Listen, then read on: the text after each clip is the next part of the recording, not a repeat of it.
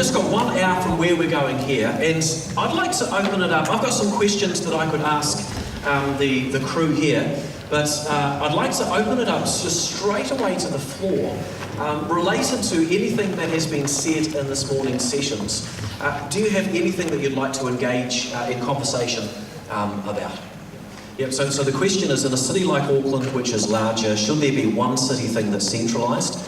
Or with what is happening in Auckland currently, it's the north, south, east, west are trying to unite within those different sectors. What is the way forward for a bigger city? Yeah. Come on. The best illustration I can give to that is Melbourne.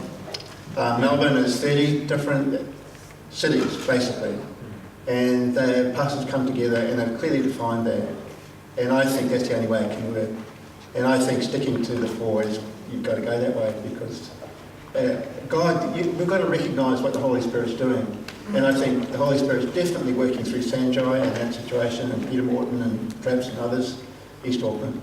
I just think, yeah, that if that's any help. Yeah.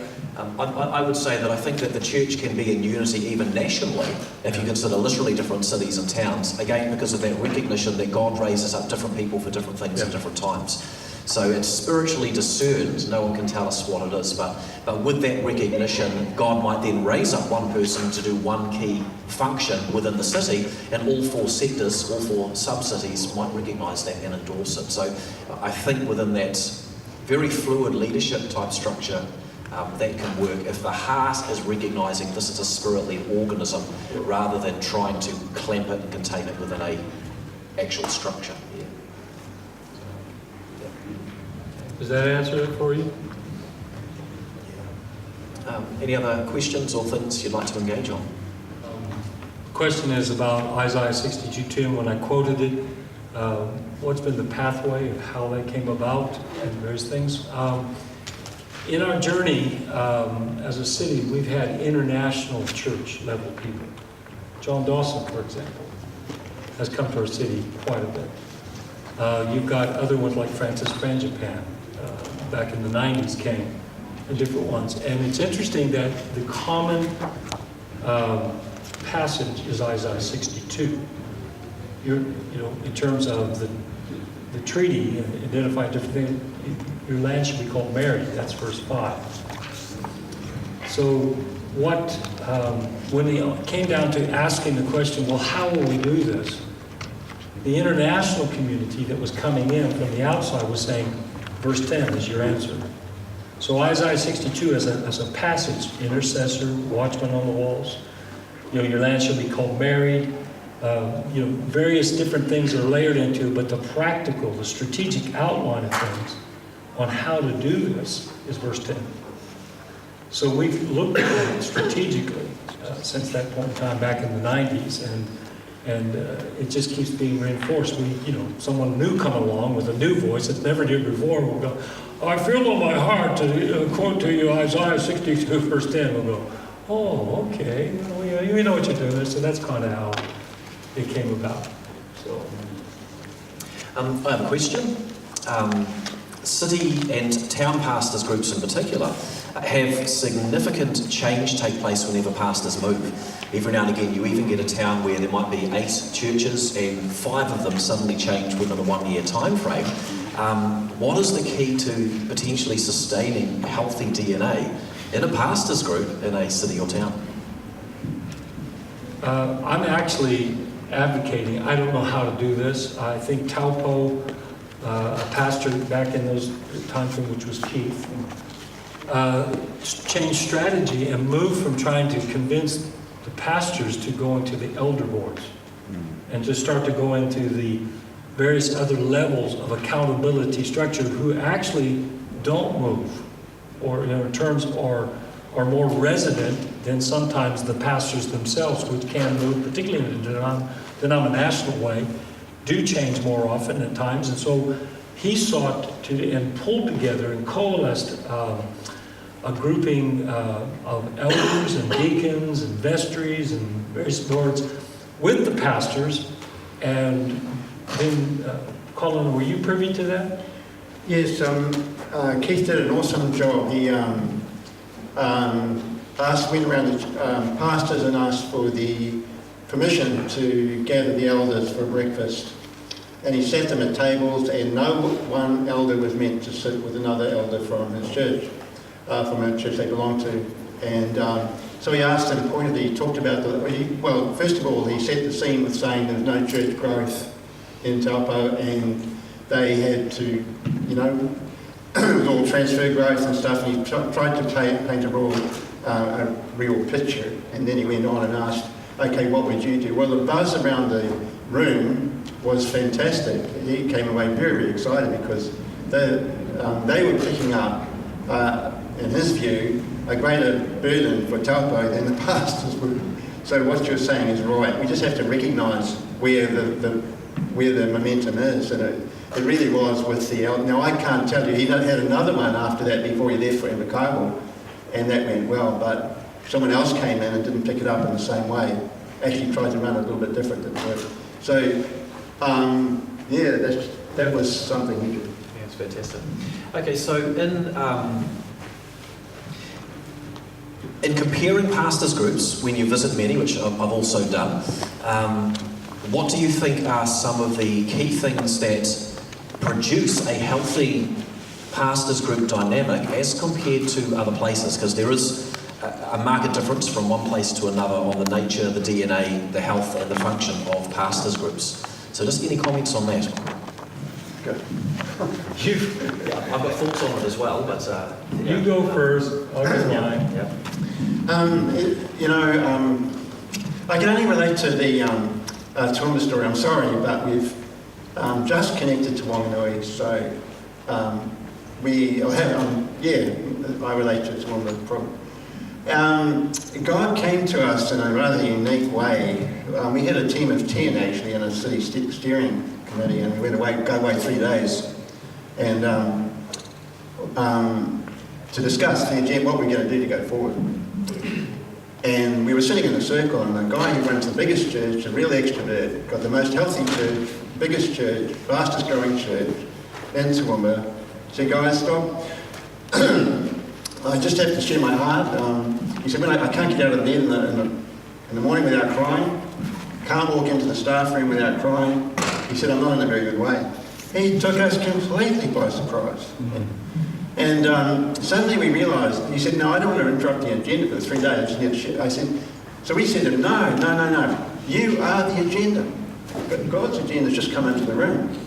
And suddenly we realised it takes a healed church to bring a healed city. Mm. Wow. And so we backed off straight up, and we said this year is going to be a year of healing. So pastors organised themselves into triplets, into groups of 3, where they can share their lives in a deeper way. So that year, whole year, became for us a city of healing. And we had to have healed pastors before we could have healed churches. And we had to have healed churches before we could have a healed city. So there's a river of healing going to flow out from under the temple, healing for the nations. God's heart is on healing. And so, sometimes you get into a pastor circle and guys are sitting in a circle and you don't realise what they're going through. And our gathering was a bit big for that every Thursday morning, because we might have 40, 50 guys in the room. And guys could go in and out without being ministered to. So we found a way where guys would take accountability for one another. We had 4 pastors at one time in our city going through burnout. And so we picked up on that, and we did everything we could to help them in their situations. We went in and preached for them. Sometimes we raised money to send them away on a holiday. But a healed church brings a healed city. That's very good. Your thoughts? Just my thoughts is that around the country, it seems to me that the healthiest places have settled something come up with something that's a relational leadership, where they recognize that there are a few that have been shoulder tapped by Jesus, just to not stand above like in a hierarchical way, but to stand out in a way of being able to bring that, and that would be Toowoomba. You have the steering committee, but there's been one person that pretty much emerged over the time that's become like a steady father in that arena. And that, where I go from, whether it's a big one or you go to Morewa, which is just out of Kawakawa, on the way to all the other caves that are up there, Kaiko'i, Kaitai, Keri, all those. There's Morewa, and there's a man that started over 33 years ago, just pastoring and talking about a rough town. And then when the Meatworks went belly up and all the different things like that and the high unemployment, he went through all that, but he has just worked and worked and worked. And now, his name? Howie. Howie is now is being fully released. He's being able to turn the church, but he is now extending relationship all over that region of Northland in a wonderful way, and bringing incredible health and connection and relationship. And he's just graced by God to do it. Yeah. So there are exceptions to that, but it's more the exception. It seems to be that they're where they've settled. When you go to Christchurch, and I don't know if it's now, but you go back up the bus, it was Murray Robertson, a spiritual father in that city. That was the one that was the key person to help kind of bring us a loving apostolic grace of fathering upon the city, particularly, going back some years ago. That's very good. I've got nothing to add. Any other questions? This from the floor. So the question asked was how to get bicultural understanding and appreciation growing within the church where there's really very little interest in it. Yeah, gracefully, hopefully. First and foremost, in that one arena of that relationship that God engineered with a treaty.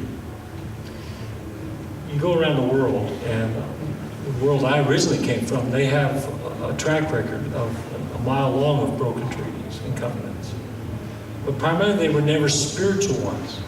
They were made on economic bases or land or other different things that were nonetheless a covenant or an agreement.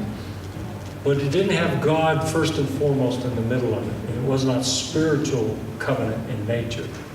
That is the unique difference of Tangata Tiriti in our land. It's a spiritual document. And there are nuances, there's debate as to what it all fully means and everything, and that'll probably come until Jesus comes. But from a seemingly discerning of God's standpoint, it's a document that says, I'm not going away, and neither is this document.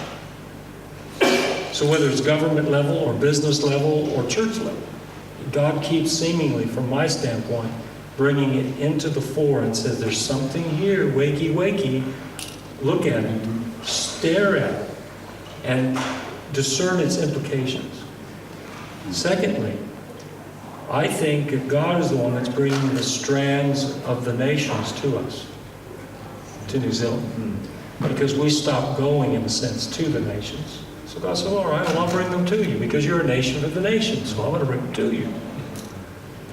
And I think that the Māori-Pākehā relationship, particularly, if we can get it healthy, sufficiently, I'm not a subscriber of idealism, but I think the word sufficiently in God's definition of what that would be, of mutual honoring and respect and covenantal honoring, provides the turanga waiwai, the standing, the place of standing for all the other ethnic people groups that are here to find their place, a function in the place. So whether it's a city level or local church level or whatever the construct is, I think it's God pulling it, if it's been tossed to the side, saying, wait, come and smack in the middle.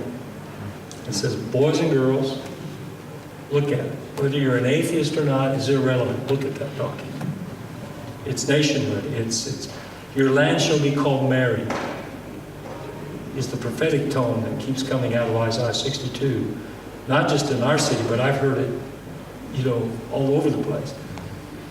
So hopefully I'm answering your question, but I think that in Christchurch, because I've read the documents, I get your little things and I read up on it and I pay attention to that.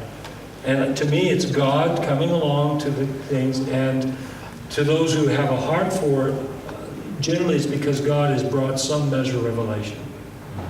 And if it's not in somebody else, education may be a catalyst, a testimonial can be a catalyst, but it's still, I think, because it's a spiritual document, requires God to unveil it, reveal it.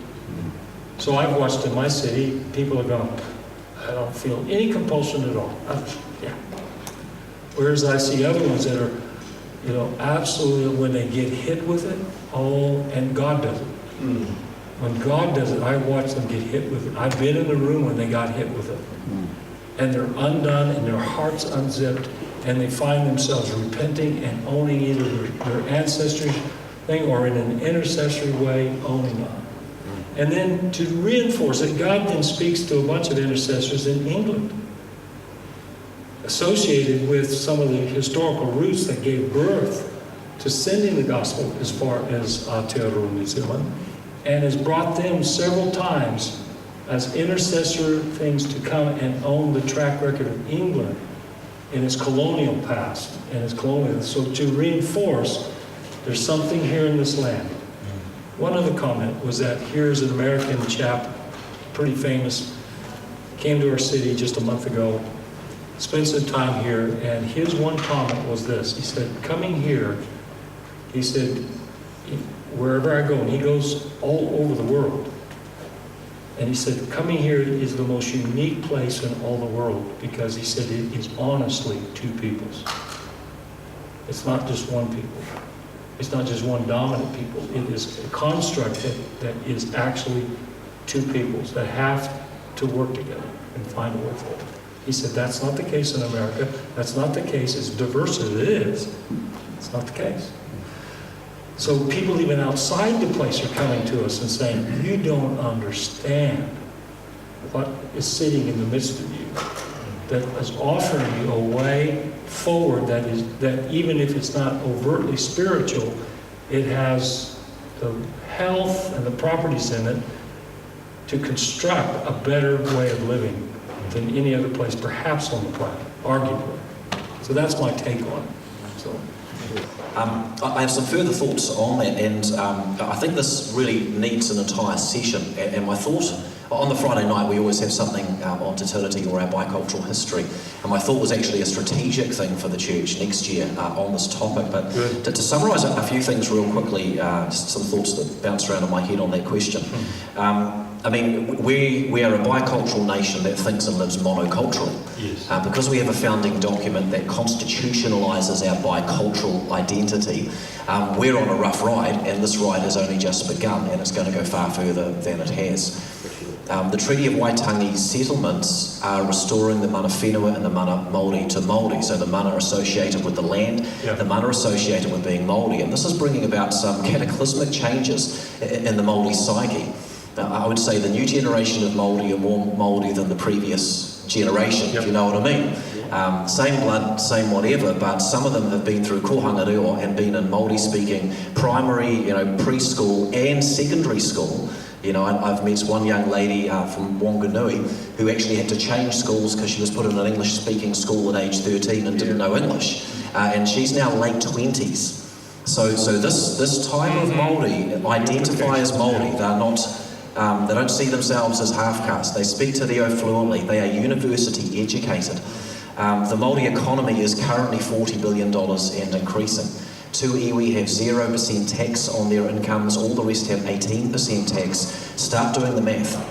They're investing their money wisely. There are iwi leaders who are saying we will have none of our people on the unemployment benefits in the future. That's what we're working toward. They're setting up their own healthcare system. They're setting up their own education system in provinces of New Zealand with a combination of national funding but also the iwi funding. I predict that some of our iwi are going to be the biggest contributors to the charity sector within 20 years, and within 30 to 40 years, many of our iwi will be the biggest contributors in the charity sector, full stop. So the entire charity sector of New Zealand is going to undergo cataclysmic change in the coming 20 to 40 years. We attempt to do the Hope Project so that the church might actually be seen and have a voice. And we do it on a meagre little 600,000. It sounds a lot to churches. That is a phenomenally small media project given the reach we have on web, on booklets and letterboxes, engagement with churches and through television.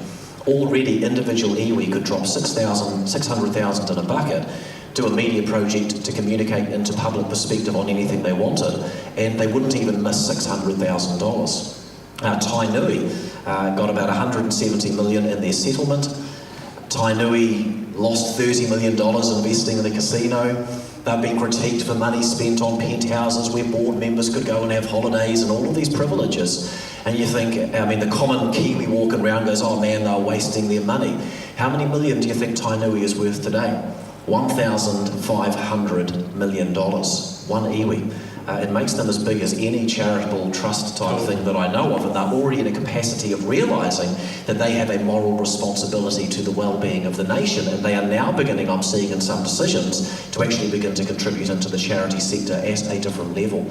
So times are changing. We're a trilingual nation, English, Te Reo and Sign. If I spoke Te Reo and I speak to you now in English, that is my grace to you. I could speak to you right now in Te Reo, and the onus of interpretation is upon you.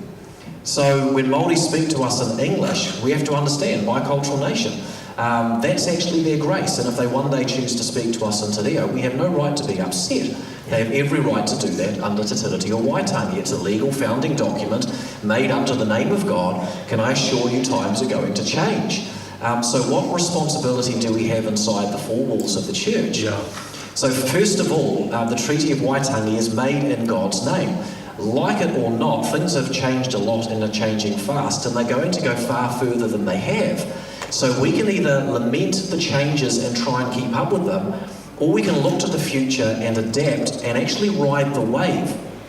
Because Māori culture is inherently spiritual, and on the one hand, last year I articulated in my main message 5 trends going against Christianity in the nation, 3 that are going for. These are ways we need to understand in our decision making and our strategizing so that we can strategically position ourselves to ride these waves. One of them is that the wairu, the spiritual, is an intrinsic part of life.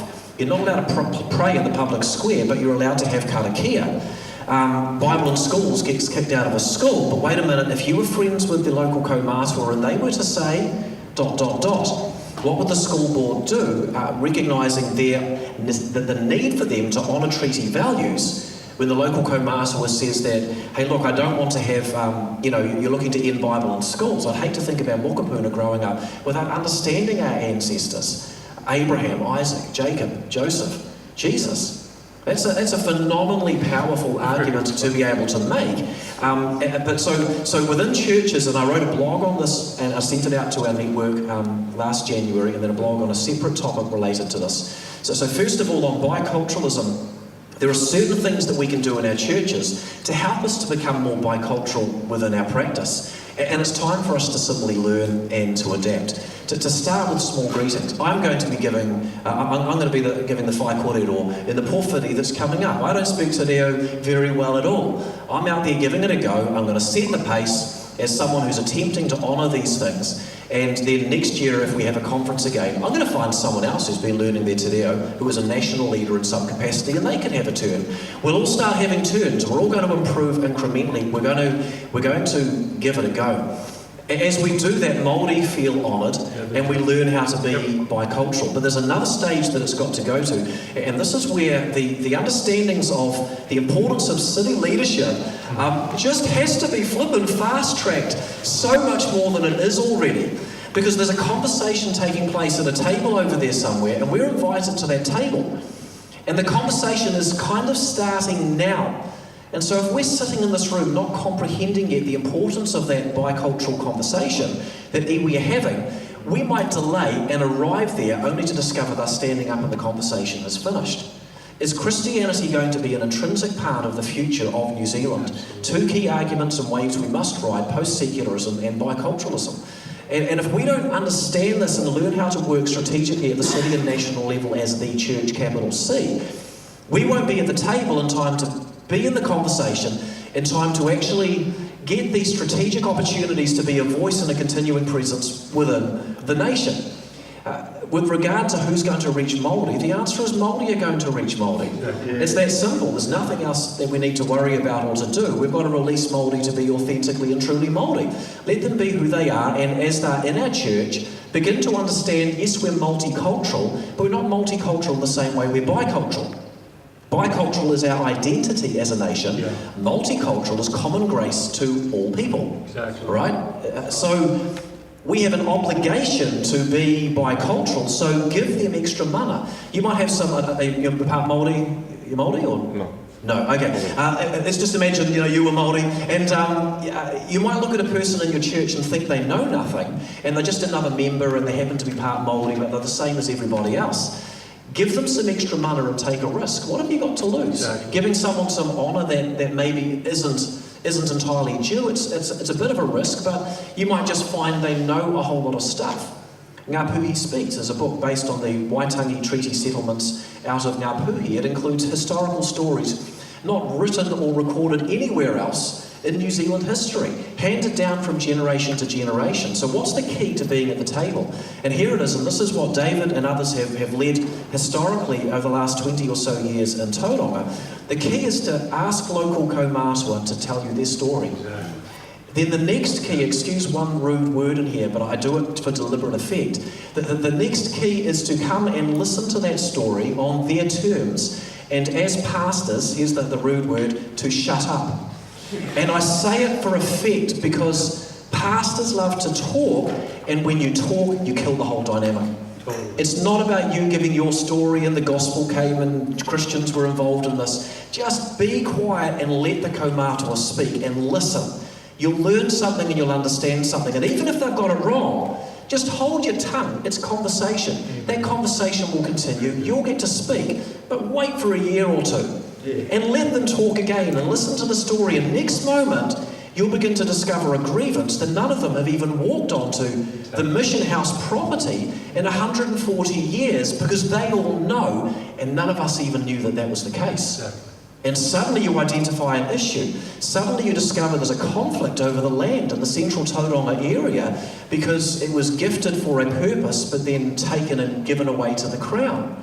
And then there's a conflict over whether that's true or not, and it requires historians to do research in a number of years. But through the work that gets done, revelation comes, and then there's a recognition, and then there's an apology, and then the restoration comes. And maybe at some point the Spirit of God just begins to say, like with the Gibeonite example in the Bible, which is the biblical parallel for this whole scenario, read it up later if you need to, and suddenly the grace of God and the favour of God comes back to the land because God has seen the injustice and God is waiting for us, the creators of Te Tiriti o Waitangi, to be the honourers of Te Tiriti o Waitangi. I would say the bicultural culture of the New Zealand church shifted mid to late last year. In my opinion, that was the tipping point nationally. From the stories I'm hearing, from the innovation taking place, from hui Māori are having without even telling the churches, from hui locally that Māori from all our different churches and the Tauranga Moana are starting to have together. They're not under the churches, they're not against the churches, they're on par. It's a flat leadership level, voluntary accountability. What does it mean to be Māori and Christian? We've got Jade Hohaya giving a power talk. She's involved in a whānau group that meets on a Sunday. Lunch, food, kai, and then fellowship.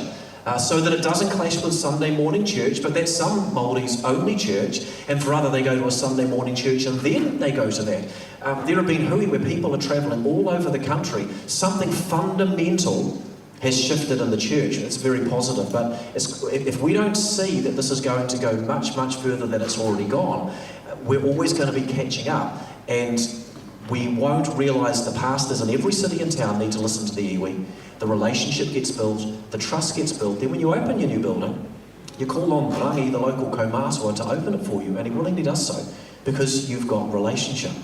And then when Bible in schools is being kicked out, you ask to speak to the school board, you present the argument from culture, not religion, which is what we can say, and then you say, Rangi, would you mind having a word? And he stands up and talks about how they pray in the name of Ihu Karaiti on the marae. It's their standard tradition for nearly 200 years. They want their children to know these stories. Please keep them. This is a part of our cultural heritage as tangata whenua, as well as for the rest of you as tangata tiriti, the people of the treaty. That this is the way forward, and if we will just honour the values, it will actually take care of itself. So anyway, that was a long answer to a question. You're good. Yeah, so I'm going to ask one final question and we'll close and we will have lunch. So for each of us here, what is one last thing you'd like to say?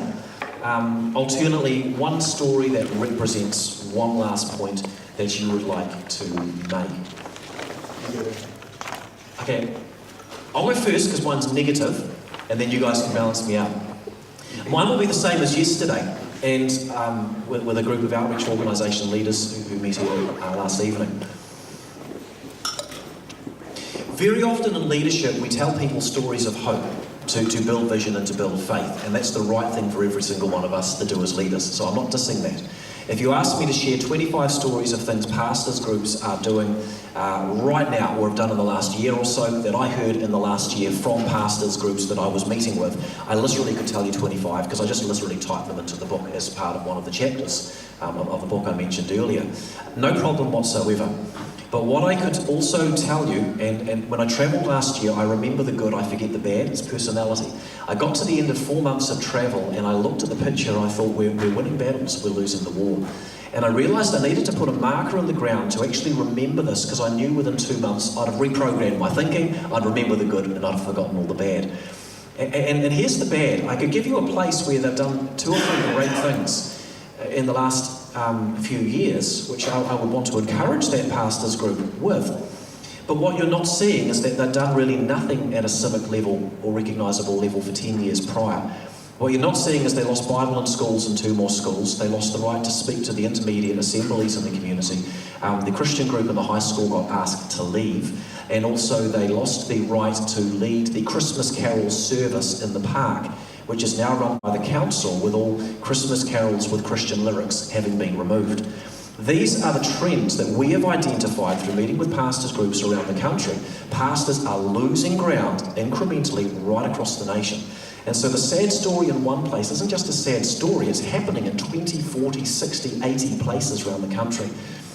So we're winning battles, but we're losing the war. And I think that sometimes we need to bring a message of hope with stories to encourage activity. But sometimes we actually need a sobering message. It helps us just to realise that the positive story can lull us into complacency, as well as leading to hope which inspires. It can do both. Let's not let the positive stories lull us into complacency. We're actually doing okay as the church. We are losing in our nation. There are positive things happening. A move of God's Spirit out of a prayer movement can flip a whole thing on its head. I could tell you the positive stories, but I can tell you that right now, with a finger on the pulse from being pastors group 6 years in a row, we are losing. That is still the pulse in the nation, right across the board. Children's ministry attendance is declining. Youth ministry attendance is declining. Churches are on the decline. We look at the big churches, Arise, Life, whatever. We say maybe children's ministry decline is balanced out by the big stuff happening there. No, they number 5,000 people. There's 720,000 regular church attenders in New Zealand. That's just a small cut of the pie. This is a serious situation. The New Zealand church needs to rethink church. We need to function on the bottom pistons of the individual small group local church. We need to empower the city and national level function because the culture is changing so fast. It is time for us to wake up, to hear the alarm bells. That would be my final encouragement. You're welcome to say something quite opposite. Yeah.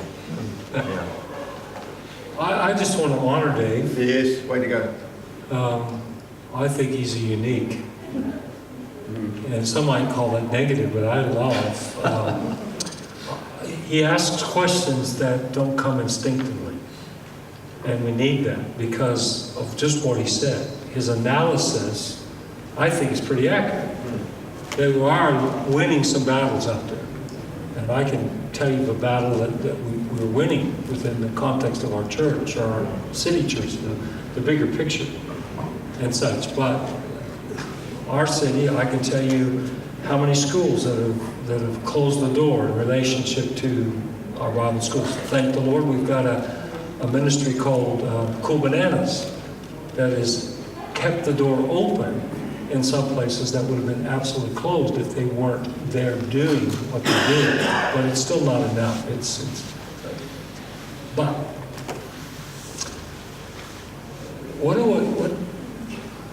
what I heard back here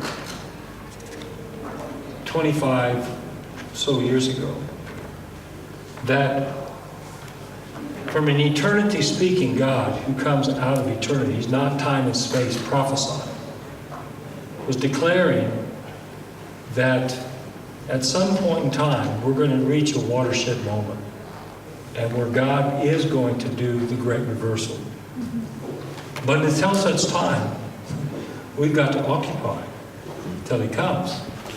We've got to do that. And so one of the ways we are occupying it was last year. I want to tell you the story where we in our city, just a friend of mine named James Muir, some of you might know him, he's a consummate networker, missional fella, national, citywide, international, and he's a great friend, and he's another one I try to throw fuel of encouragement on for all that he does in the name of Christ.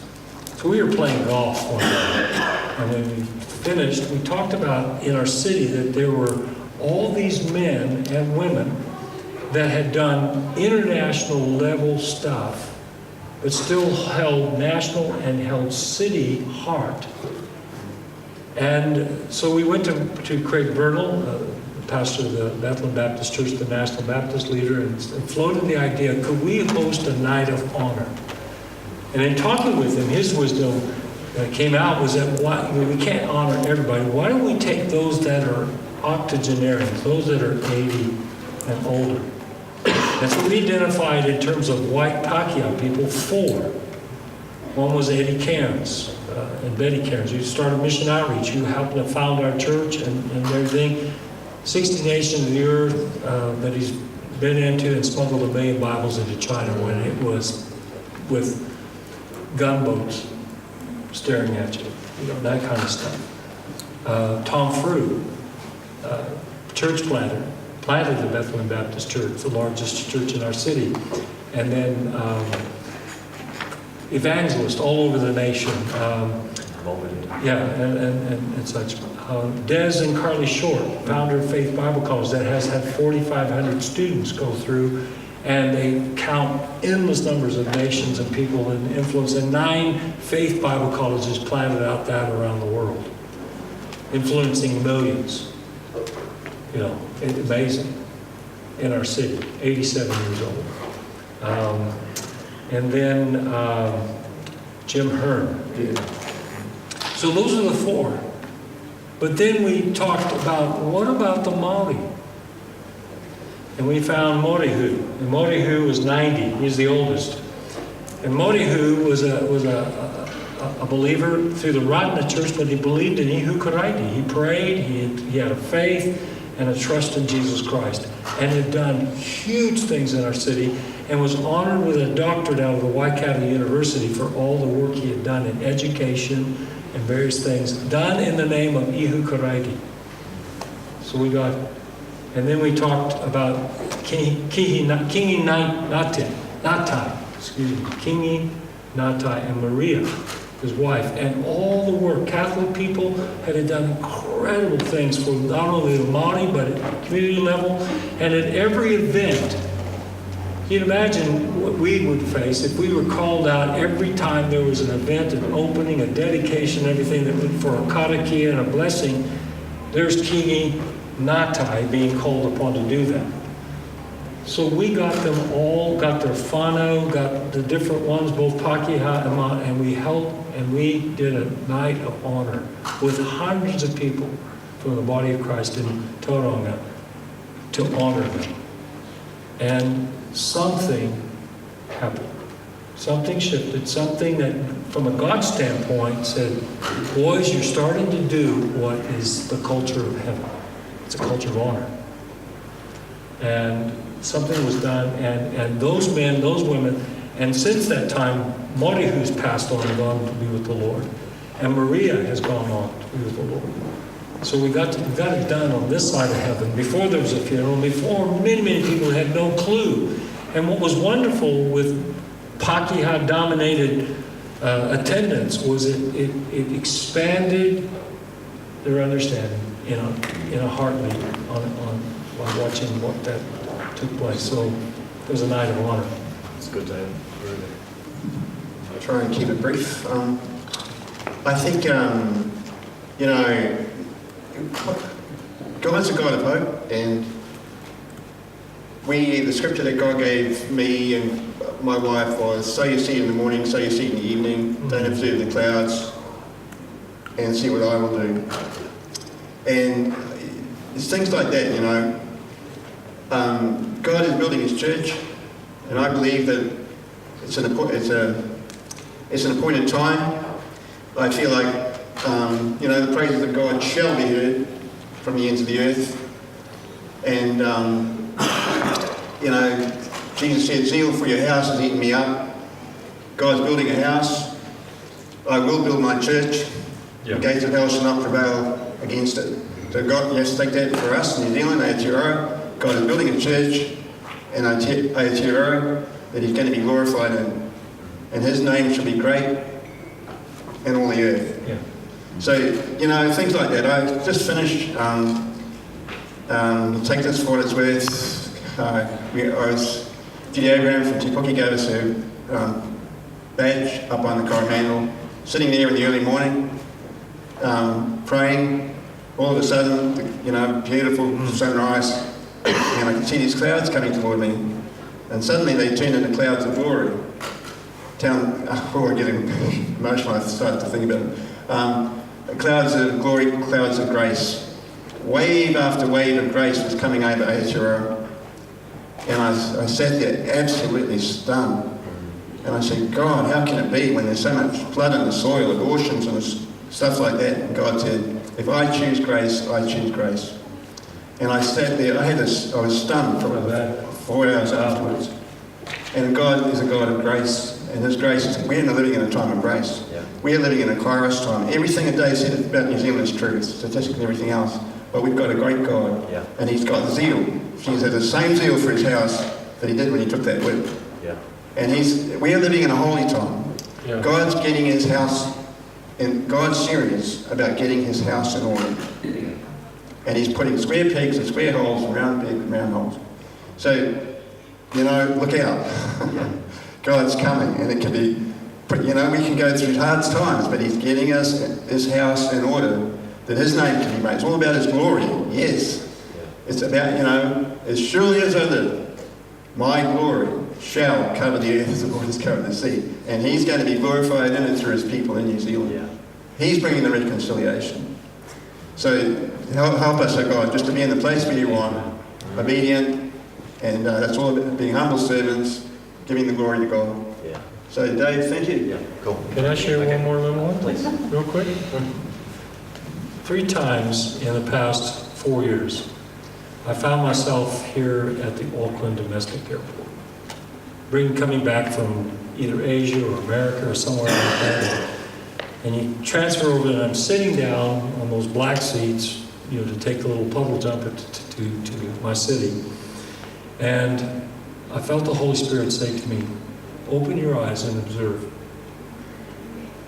And I had my eyes closed, and when He spoke to me, and what I saw as my eyes closed was I saw a shadowy figure, and I felt it was the Father. And His disposition towards Aotearoa, New Zealand, was wide open. The Father's love. Just absolute. The grace that you just mentioned, that's what triggered this thing, is that